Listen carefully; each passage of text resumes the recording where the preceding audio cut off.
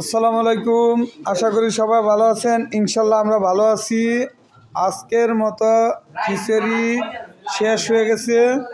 এই যারা খিচুড়ি খাইতেছে আল্লাহর রহমতে আজকের মতো খিচুড়ি শেষ।